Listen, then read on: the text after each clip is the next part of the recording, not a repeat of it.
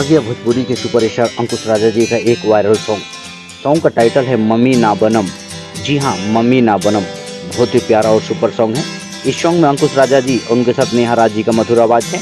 इस गाने का writer boss रामपुरी जी, म्यूजिक से सजाया आर्या शर्मा जी। बहुत ही सुपर डुपर सॉन्ग है। इस गाने में हमारे भोजपुरी की एक्ट्रेस रानी भी दिखेंगी। यह गाना कल सुबह 6:15 में अंशिका रिकॉर्ड भोजपुरी से रिलीज किया जाएगा, तो आप लोग रहे तैयार। अंशिका रिकॉर्ड भोजपुरी को जाना है, गाने को ढेर सारा दुलार प्यार देना है। साथ ही अगर आप हमारे चैनल पर नए हैं तो चैनल को सब्सक्राइब कीजिए, शेयर कीजिए, ढेर सारा दुलार प्यार हमें भी दीजिए।